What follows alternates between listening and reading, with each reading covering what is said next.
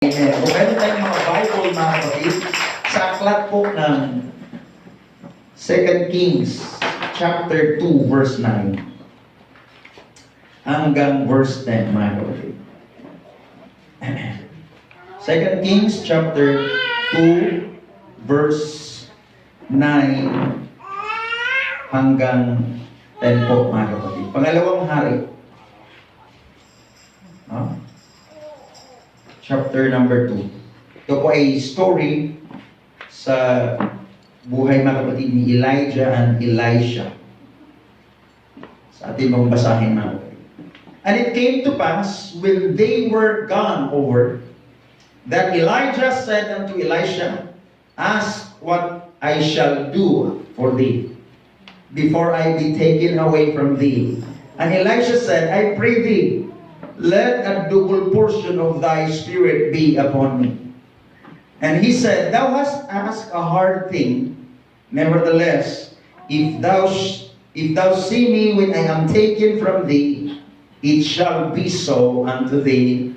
But if not, it shall not be so. At nangyari nang sila'y makatawid, na sinabi ni Elias kay Eliseo, hingin mo kung ano ang gagawin ko sa iyo bago ako ihiwalay sa iyo. Sinabi ni Eliseo, isinasamo ko sa iyo na ang ibayong bahagi ng iyong diwa ay sumaakin. At sinabi niya, ikaw ay humingi ng mabigat na bagay. Gayunmay, kung makita mo ako pagka ako'y inihiwalay sa iyo, magiging gayon sa iyo. Ngunit kung hindi, ay hindi magiging gayon. Hallelujah. Simple po, mga kapatid, ang ating nais ibahagi sa ating lahat, following the Master. Amen. Ang pagsunod sa ating Panginoon, or the Master. Salamat sa Panginoon. Pwede tayong mag-aupo, mga kapatid. Halos familiar sa atin ang story ni Elijah at ni Elisha. Si Elijah, mga kapatid, ay isang propeta ng Diyos na gumagawa, mga kapatid. He is a prophet of fire. No? Si propeta ng apoy. No? At halos supernatural ang kanyang ginagawa. While si Elisha, Eliseo, mga kapatid, ay siya ay malapit sa mga tao. No? Soft-hearted si Eliseo. No? Nung tinawag, mga kapatid, dumating ang punto, mga kapatid, na papalitan na si Elisha or si Elias, mga kapatid. Pinahanap ng Panginoon, inutusan siya upang i-anoint si Eliseo. Si Eliseo, mga kapatid, ay nasumpungan na nag-aararo. Meron kasabihan, kung gusto mo raw na matapos ang iyong ipapagawa, find a busy man.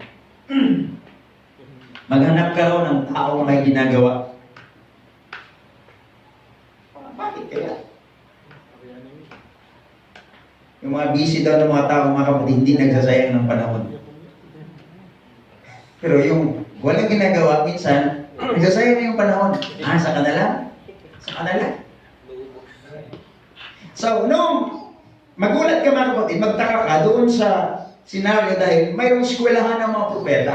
School of the prophets sa time na yun. May mga nag-aaral upang magiging propeta. Pero nung sa panahong palitan na si Elias, ang inutusan ng Panginoon, maghanap ka. Mayroon kang makita sa isang taong nag-aararo, hindi nag-aaral doon ang eskwelahan ng mga propeta. Nag-aararo siya, mga kapatid. Nandun siya, by the way, sa Israel, ang kanilang pag-aararo, mga kapatid, baka. Dalawa yan, mga kapatid, pa nag-aararo. Dalawa yan. Master na baka at saka yung tinuturuan. Nag-aararo, mga kapatid, si Eliseo. Dumaan, mga kapatid, si Elijah. Kinuha niya ang kanyang balabal, mga kapatid. Yung balabal. At hinagis niya, mga kapatid, kay Eliseo. It's a sign, mga kapatid, na susunod siya. Sinaramdaman na kakaiba. Hinagis, mga kapatid. At doon, mga kapatid, may kakaiba na naramdaman si Eliseo, mga kapatid. Sabi niya, Master, susunod ako sa iyo, pero wait pa sandali lang, mayroon akong gagawin. Ayan sinabi, ang ginawa, mga kapatid, ni Eliseo, kinatay niya, mga kapatid, mayroong party sa kanila, mga kapatid. Kinatay niya yung kanyang baka.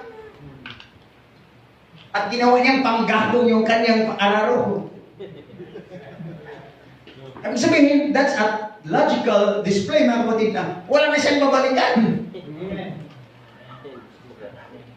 Sabi ni Alexander the Great, if you want to gain victory over your enemy, burn your bridges behind.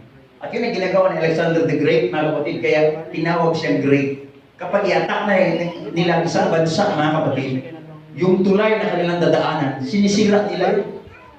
Para walang babalikan yung kanyang mga sundalo. Walang retreat sa isipan ng mga sundalo, mga kapatid. Kapag gagamit sila ng barko, sinusunog, pagdaon nila, mga kapatid, sinusunog nila ang kanilang mga barko. Ang kanyang turo, mga kapatid, barko ng kaaway ang ating gagamitin pag uwi na tayo. What a motivation! That's why he became great nga sa kanyang panahon, mga kapatid. So, pag nandun na yung kanyang mga sundalo, mga kapatid, wala na silang babalikan. So, isipan ng lahat, ito na yun. It's now or never. Palagi, mga kapatid. So, kaya palagi silang nananalo. All the way from Greece to India, inangkir, mga kapatid, ni Alexander the Great sa kanyang panahon. Now, ito, mga kapatid, si Elisha, nung tinawag siya, mga kapatid, upang sumunod at turuan ni Elias, mga kapatid. Sabi niya, sandali lang. Mga kapatid, kinatay niya yung kanyang baka. Pinakain niya dito sa lahat ng kanyang mga kapitbahay, mga kapatid. Halika! Dito kain tayo! Ginawa niyang panggatong, mga kapatid, yung kanyang araro. Hindi ko sinabi, mga kapatid, na gawin natin yan as the Lord deals with your heart. Hallelujah! Pinagpakin niya, sumunod siya kay Elias, mga kapatid. Ang ginawa niya, mga kapatid, naghugas lang siya ng kamay, ibig sabihin, server siya. Nagantay lang siya kung anong sabihin ni Elias sa kanya, mga kapatid. Pero sa'yo, pwede ba nag-assist siya, mga kapatid? Years sa lumipas siya, kaya kanyang trabaho, nag-assist siya. Eto na ngayon, mga kapatid, dumating na ang panahon na kukunin na ng Diyos si Elias. At ganito po, mga kapatid. Now, just follow me right here dahil merong iba-ibang course, iba-ibang lugar na pinupuntahan sa Bible, mga kapatid, before kinuha ng Panginoon si Elias. Kung basahin natin ang chapter number 2, verse 1, sabi doon, and it came to pass, at nangyari na sinasampa ng Panginoon si Elias sa langit sa pamagitan ng isang ipo-ipo. Okay? Na si Elias ay umahong kasama ni Eliseo mula sa Gilgal. Okay? Ang unang lugar na kanilang pinuntahan, Gilgal. Na kung aralin natin, mga kapatid, ang Gilgal ay doon ang lugar, mga kapatid, na tinuli ang lahat ng Israelita before sila pumasok sa Canaan. Alam niyo ba, mga kapatid, hindi sila pinayagan na pumasok sa Promised Land. Dahil 40 years sila, di ba? Maraming ipinanganak doon sa wilderness. At ang nakapasok lang sa Promised Land, yun na lang pinanganak doon sa wilderness, sa ilang. Maliban, the rest yung umalis, mga kapatid, mula sa Egypt dahil punong-puno sila ng reklamo. Kaya huwag tayong magreklamo, ha? Amen. Baka hindi tayo makarating doon sa Promised Land. Yeah, that's true. Yun pong nangyari, mga kapatid. Yung mga galing doon sa Egypt, naglalakbay sila, mga kapatid. Kunting ano lang, kibot. Moses, walang mga bawang. Moses, walang litos. Moses, walang, marami siyang reklamo. Moses, dinala mo ba kami dito sa ilang upang dito kami ilibing? At dami na reklamo, mga kapatid. Kaya dahil doon, mga kapatid, nasabi ng Panginoon, I am weary of these people. Napagod ako sa mga taong ito. Napapagod din talaga sa Panginoon. It's just an expression, mga kapatid, na nagsawa siya sa puro reklamo. I'm weary of these people. Kaya sabi niya, Moses, ang 40 araw na iyong pagpunta ng mga spy, gawin kong 40 taon. You will wander in this wilderness for 40 years. Nagbago, mga kapatid, ang desisyon ng Panginoon. So yung 40 years na yon, Doon mga kapatid, kinumpute namin, ang 3 million more or less, araw-araw mayroong namamatay mga kapatid na marami. Kasi nauubos yung lahat eh. Ang nakapasok na lang yung ipinanganak na doon sa wilderness. 2 na lang ang matanda na nakapasok above 60 years old, above 40 years old. Si Joshua na lang at saka si Caleb. Dahil si Joshua at saka si Caleb nagbigay ng mabuting balita. See? Ingatan natin ating bibig, mga kapatid. Kailangan mabuting balita ang lalabas sa ating bibig. Praise the Lord. Naalala niyo mga kapatid, nagpadala kasi ang Panginoon ng 12 na spy. Yung 10 nagbigay ng masamang balita. Moses, hindi natin kaya yun. Kaya imposible yun. Mga higarot din sila. Tayo, para lang tayong mga balang sa kanila. It's an evil report ang sabi ng Bible. Dahil kasama, hindi nila alam mga kapatid na araw-araw, kinakalimutan nila mga kapatid na araw-araw, sinasamahan sila ng Panginoon. Ang ilaw ng kanilang kampamento mga kapatid ay divine na ilaw. Hanggang sa ibabaw ng kanilang camp mga kapatid, yung makikita nila ng mga tao, kaya nung pagdating nila sa Jericho mga kapatid, kinakabahan ang sabi ng Bible, nangangatog ang mga taga-Jericho. Kaya sinara nila ang kanilang syudad. Can you imagine, niling sila naglalakad, gaano kaliwanag yan mga kapatid, makikita yun ng mga tao, makikita ng mga bansa kapag sila ipapunta na doon. What a sight!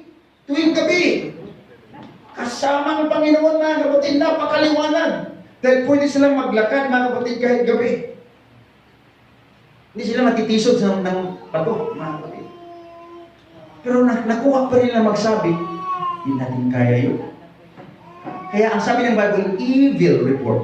Evil report. Masamang balita, lumabas sa kanilang bibig. Kaya hindi sila nakarating sa lupang pangako. Oh Lord, tulungan tayo ng ating Panginoon, kailangan mabuting balita. Lalabas sa ating bibig mga kapatid. Palagpakan natin ating Panginoon. Now, yun ang sinabi. Before sila pumasok, mga kapatid, kung basahin natin doon sa Gilgal, nag-utos ang Panginoon na kailangan tuliin lahat ang mga lalaki. Now, I'm speaking, mga kapatid, because circumcision is a sign of covenant. Diyos. Si Abraham, mga kapatid, binigyan ng sign ng Panginoon at the age of 99. Tinulig si Abraham, mga kapatid, 99 years old. So, hindi siya exempted. Kung logic, mga kapatid, ang ating pagganahin, kailangan niya pa yun. Tanda na siya. Kapag ang Diyos magbigay, mga kapatid, ng utos, may covenant, kailangan gawin talaga ng tao ang kanyang bahagi. So, hindi siya exempted. Ang sabi ng Panginoon, this is my sign unto you, circumcision. Nagagawin mo ang iyong bahagi, it's mine. Kaya naalala niyo, mga kapatid, si David nakipaglaban kay Goliath.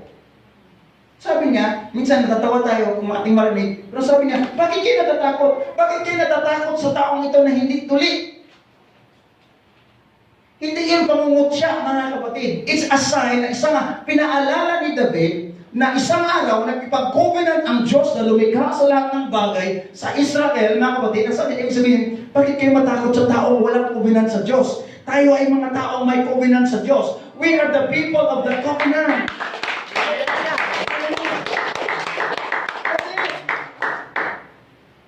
Hindi siya natatakot mga kapatid. Kaya habang iba mga kapatid niya nakatago ng mga sundalo, si David hindi.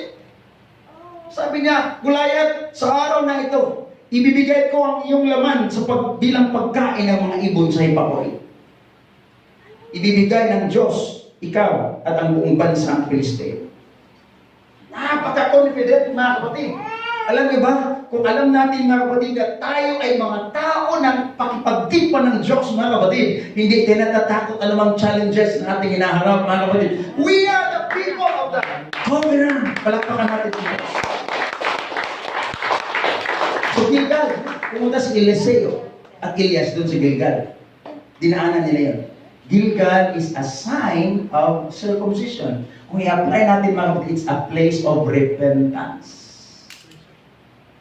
Because circumcision speaks of repentance. Pagsisisi. Simbolo yun mga kapatid, Gilgal.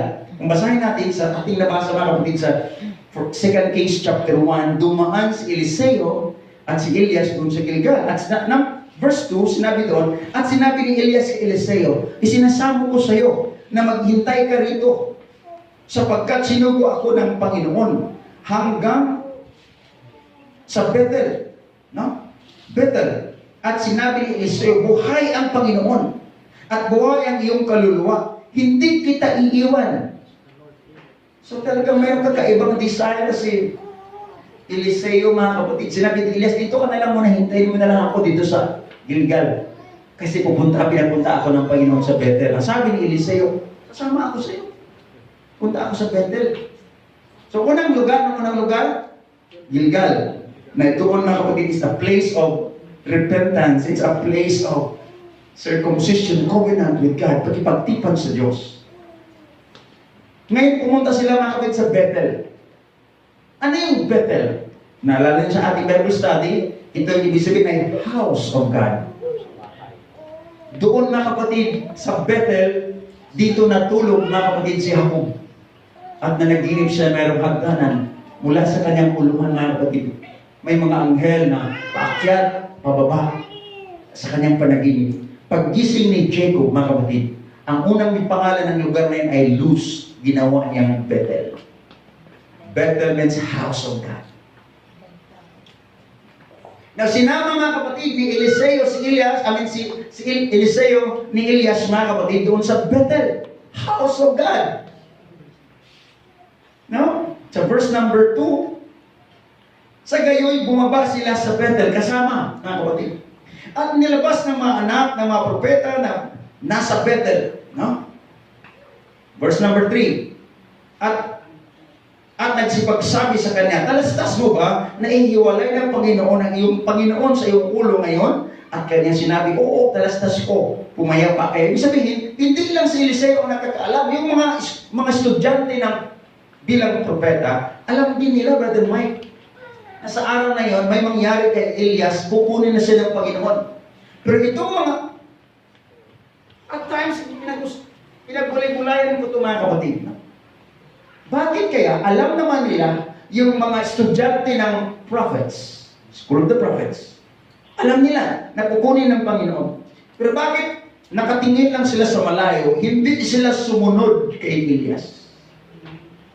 Ano kayang mangyari, mga kapatid, kung si Eliseo at lahat ng mga propeta ay sumunod kay Elias hanggang kinuha siya ng Panginoon? What would happen sa bansang Israel sa panahon yun kung maraming Eliseo na nag-exercise sa kapangyarihan ng Diyos? At yan ang gusto kong iparating ngayon, mga kapatid. Ano kayang mangyari ngayon, mga kapatid, sa lugar ng malino kung maraming mga Eliseo in the Spirit, mga kapatid, na hindi lamang makatikos, manatili at titingin sa malayo, kundi susunod sa Panginoon. Panginoon, nasaan ka pupunta? Susundan kita, Panginoon.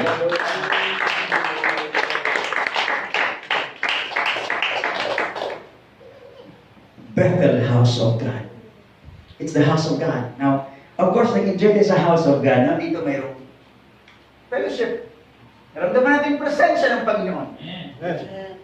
I don't think manatili lang, mga kapatid, doon sa covenant natin sa Panginoon, Lord. Kailangan nandun tayo sa house of God. Kasama tayo, mga kapatid. Huwag natin i-miss kung maaari ang pagtitipon, mga kapatid. Sabi ng Hebrews chapter 10 verse 25, huwag natin kalimutan ang banal na pagtitipon, mga kapatid. Dahil dito tayo pinapalakas ng ating Panginoon. Amen. House of God, Bethel. Pagkatapos sa Bethel, ang ating pagpatuloy, mga kapatid. At sinabi ni Elias sa kanya, after doon, no? Sabi ng mga anak ng mga propeta, kukunin ng Diyos. Pumayapa kayo, alam ko. Susunod ako sa aking Panginoon. Nasa si Elias. At sinabi ni Elias sa kanya, Eliseo, sinasama ko sa iyo na maghintay ka rito sapagkat sinugo ako ng Panginoon sa Jericho. This time, Jericho na naman. At kanyang sinabi, buhay ang Panginoon at buhay ang iyong kaluluwa. Hindi kita iiwan sa gayoy. Nagsiparoon sila sa Jericho. Ayaw niyang bumiwalay, mga kapatid. Susunod ako sa'yo. Jericho. Ano yung Jericho, mga kapatid? It's the place of victory. Dito unang pinakita ng Panginoon, mga kapatid, ang kanyang kapangyarihan sa bansang Israel. Giniba ng Panginoon ang mga pader ng Jericho. Ang Jericho po, mga kapatid, ay pinaka-center city ng buong Canaan.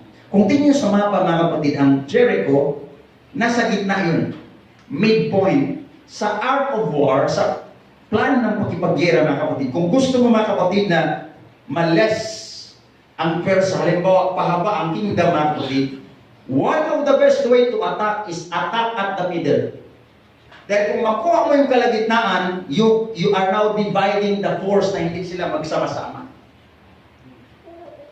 Pag nakuha mo yung gitna, mga kapatid, so hindi na sila magkaroon ng pagsama-sama, mga kapatid, ang Persia. So, He is the Lord of Hosts, ang ating Panginoon. Yan sa mga title niya, Lord of Hosts. Ano yung host? Ginagamit yan sa gira, host. Host, mga kapatid.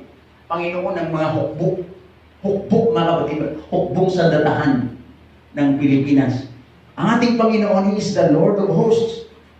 Bakit? Isa sa mga title ng Panginoon, Lord of Hosts, dahil alam ng Panginoon, marami tayong pakipagbaka. Marami tayong gera, mga kapatid. Don't worry, we have the Lord of Hosts. Alam niya yung strategy. Oh, hallelujah! He knows the plan. He knows the strategy. So, ang sabi ng Panginoon, attack at the middle. Yung pinaka-strong city, ang unang yung kunin. Jericho. That was the central city back in those days. Yun ang pinaka-center nila, mga kapatid. Kumbaga, pinaka-Metro Manila, yun ang pinaka-Makati sa time na yun. Doon ginagawa ang central planning, mga kapatid, sa Jericho. Yun ang unang binigay ng Panginoon. Sinirit ng Panginoon. So, Jericho is the place of victory. Lugar ng tagumpay, mga kapatid. Kaya, huwag lang tayong manatili, mga kapatid, doon sa place of covenant. Huwag lang tayong manatili, mag-enjoy, mga kapatid, sa fellowship, sa Bethel, mga kapatid.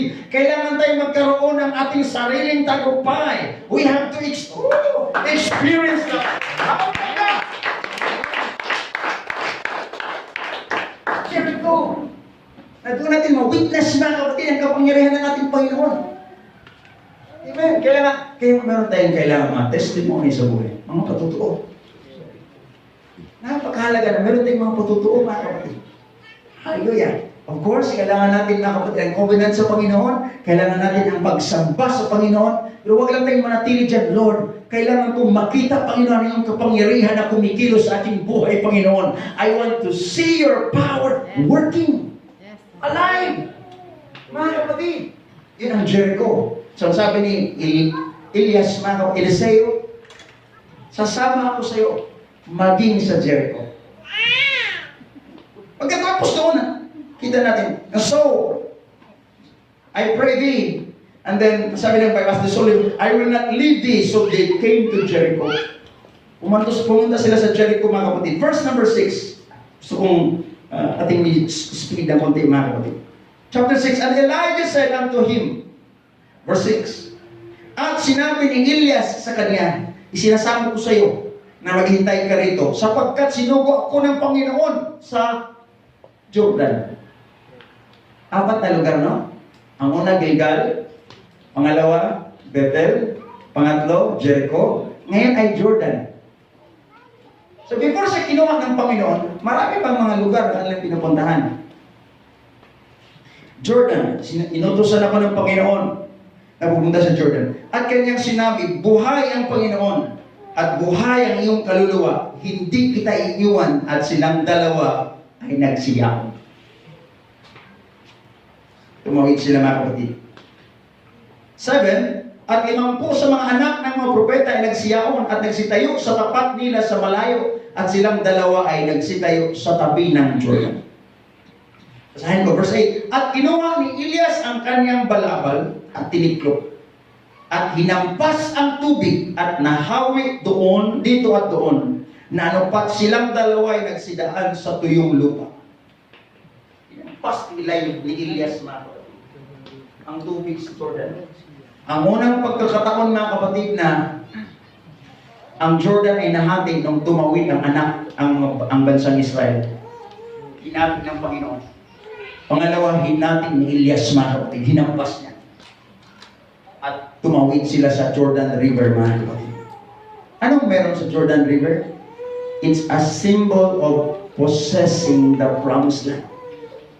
Cleansing. Paglilinis, mga kapatid. And then possessing the promised land. Amen. Una, mga kapatid, it's Gilgal, it's circumcision, a covenant sa Panginoon. It's repentance, pagsisisi, pagbabago ng kaisipan. Pangalawa, Bethel, house of God. Pangatlo, Jericho, na nagsimbolo, mga kapatid, ng ating personal na victory sa Panginoon. Di ba napakaganda kapag makinig tayo ng mga patotoo? Thank you, Lord. Ginawa ko sa Kanya. Ano kaya kung sabihin natin, Lord, ganon din sa aking buhay. Maranasan ko rin ang ganong mga patotoo, Panginoon. Amen. Victory sa aking buhay. Panginoon, niligtas mo ang Kanyang, Lord, walang imposible sa iyo, Panginoon, mangyari sa aking buhay. And this time is Jordan.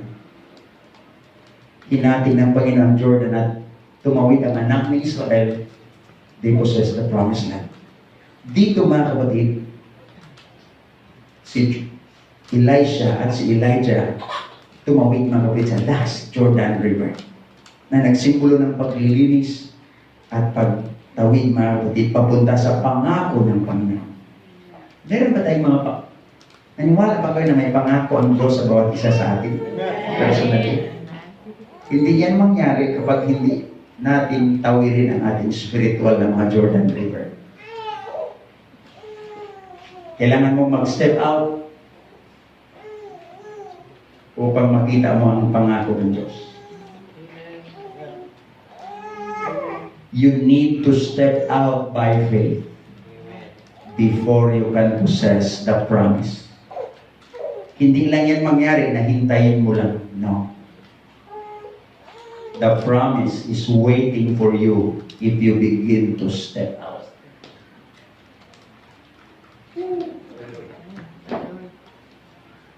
Pwede ba itaas natin ating mga kamay as our eyes closed? Jesus, you have spoken, Lord. Meron kang kinakausap niyo. Panginoon, ngayong mga anak sa lugar na ito. Tinuturuan mo kami ngayon, Panginoon. Hallelujah. Purihin ka, dakilang Diyos. Purihin ka. Namin kang pinapasalamatan, O Diyos, sa iyong pangako. Ngunit ang pangako ay manatiling pangako, Panginoon. Hanggat hindi kami, O Diyos, mag-step out and begin to cross our Jordan River in the Spirit and possess the promised land. Thank you, Jesus. Thank you, Lord. Thank you, Lord. Ilan sa atin, mga kapatid, may pangako ang Diyos sa iyong mahal sa buhay. Pinangakuan ka ng Panginoon na pati sila ay madala mo sa paglilingkod sa Panginoon. Dan sa atin may pangako ang Diyos sa iyong pamilya.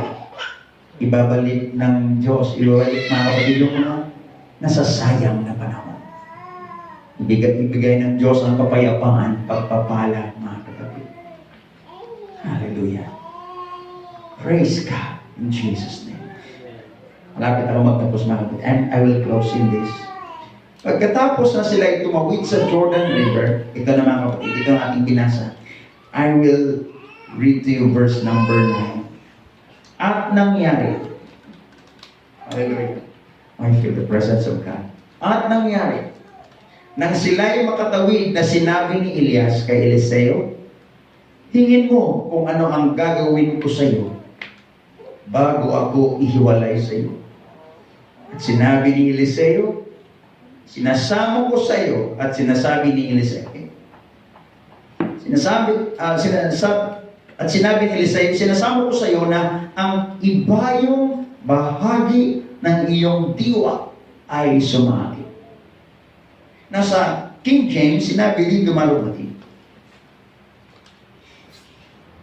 and it came to pass when they were gone over that Elijah said unto Elisha, ask what I shall do for thee before I be taken away from thee. And Elisha said, I pray thee, let a double portion of thy spirit be upon me. Ang hiningi, mga kapatid, Here we go now. Marami kasi nag-aakala, mga kapatid, na hiningi ni Eliseo yung powers ni Elias. No? Marami mga kapatid nag-akala na ang gusto ni Eliseo kung paano gumawa ng milagro, mga kapatid, si Elias. Yung kapangyarihan na kumikilos sa kanya. Nakita niya, mga kapatid, ang daming miracle na ginawa ni Elijah. Pero nung tingnan niyo, watch. Ang hiningi niya, humingi ka pa ng gusto mo, Eliseo. Ang sabi ni Eliseo, sinabi ni Eliseo, isinasamo ko sa iyo na ang ibayong bahagi ng iyong, anong hiningi niya? Diwa. Spirit. Sa English, spirit.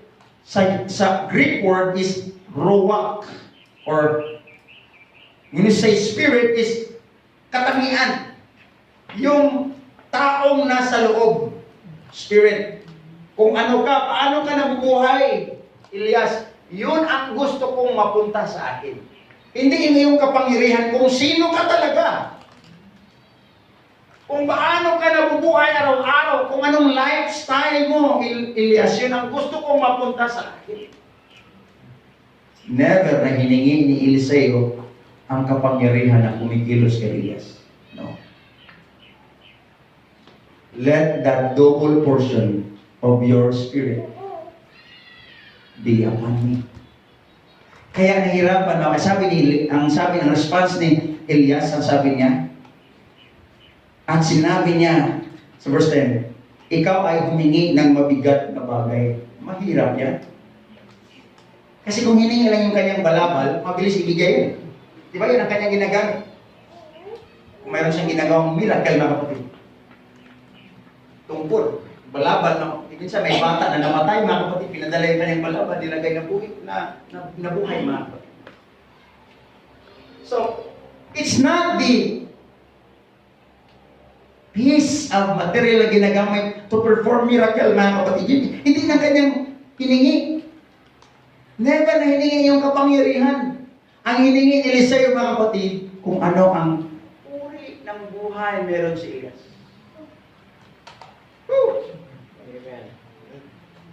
Alam niyo, mga kapatid, walang problema, susunod ang kapangyarihan.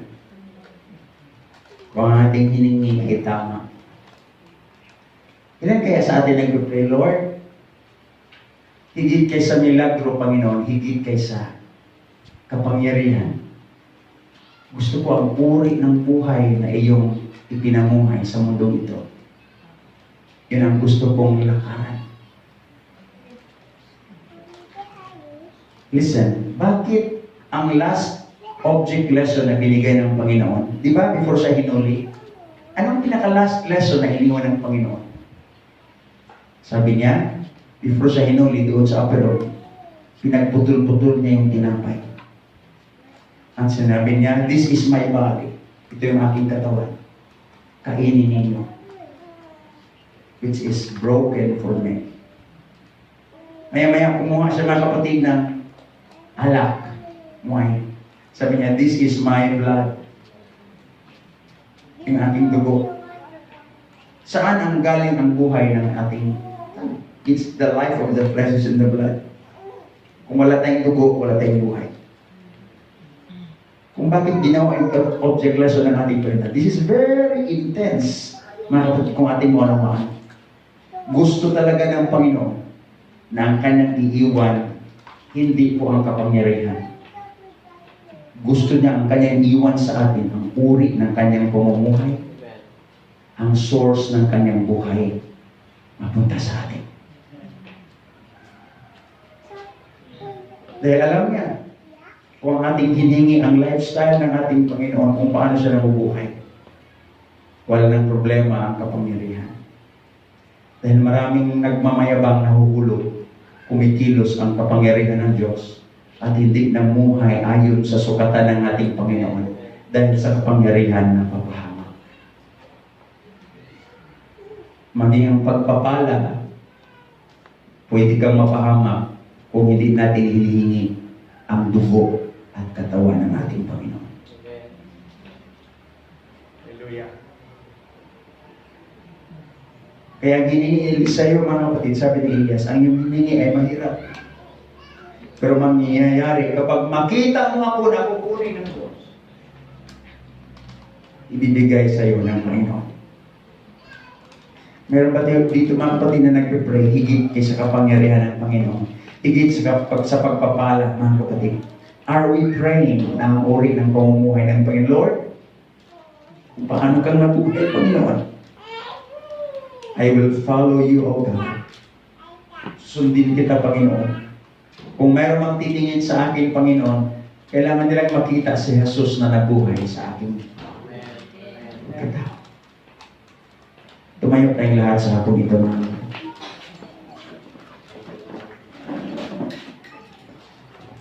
Kung baga yung balabal, bonus na lang yun. Aralin niyo, mga kapatid, hindi hiningi ni Eliseo ang balabal. Yung, di ba, sa natural na kapatid, siguro sabihin, kung iba lang makatingin o kaya ilan sa atin, siguro yung kapangyarihan ng balabal na yung mapuntayan sa akin. Marami akong pwedeng gawin. Siguro, dahil landan ng kapangyarihan, pwede kong gawing ginto lahat ng bato na aking madaanan. Yan ang mentality. Kapag ang ating kaisipan ay napunta doon sa bagay na kapangyarihan. Pero hindi nakasentro doon ang puso ni Eliseo. Ang puso ni Eliseo ay nakasentro doon sa pagkatao kung paano nabuhay si Elias. Kaya nung napunta sa kanya, mga kapatid, let the double portion of your spirit. At mamaya, kinuha na ng Panginoon si Elias. At sumigaw siya, Panginoon, the chariot of Israel. At kinuha na inagon. Pagtingin, mga kapatid, ni Eliseo, nahulog yung balabal. Kinuha niya, mga kapatid. Mamaya, habang bitbit niya ang balabal, mga kapatid, hinampas niya ang Jordan River. Ang sabi niya, where is the God of Elijah? At nakita ng mga anak ng propeta, mga kapatid, na hati yung Jordan River. Ang last na miracle ni Elias ay nagiging unang miracle ni Eliseo. Doon nag-umpisa si Elias kung saan nagtapos si Eliseo. Sabi si Eliseo kung saan nagtapos si Elias, mga kapatid. Kaya kung basahin natin, maging ang mga milagro, mas maraming ginawang milagro si Eliseo kay Elias. Dahil ang kanyang hiningi, Lord, Master, let the double portion of your spirit. Yan ba ang ating hinihingi ngayon sa Panginoon? Panginoon, gawin mo akong katulad sa iyo, Panginoon. Amen. Na hindi basta-basta nagagalit. Sagana sa pag-ibig, Panginoon. Amen. Habaan mo pa ang aking pasensya, Panginoon. Pero madalas siguro sa ating prayer, Lord, supply my needs. Pwede ba, Panginoon, tustusan mo, Panginoon, ang aming pangailangan? Meron kami. Yan ang madalas nating pinagpipray. Ano kaya kung ating baguhin ngayon ang direksyon ng ating pananalangin? Lord, gusto kong mabuhay na katulad mo, Panginoon. Ano mang challenges, Panginoon, na sa ay aking mapagtagumpayan, Panginoon. Pwede bang ibahagi mo sa akin, Panginoon, ang iyong katangian? Yung Panginoon ang klaseng buhay ng aking sundin, Panginoon. Hallelujah.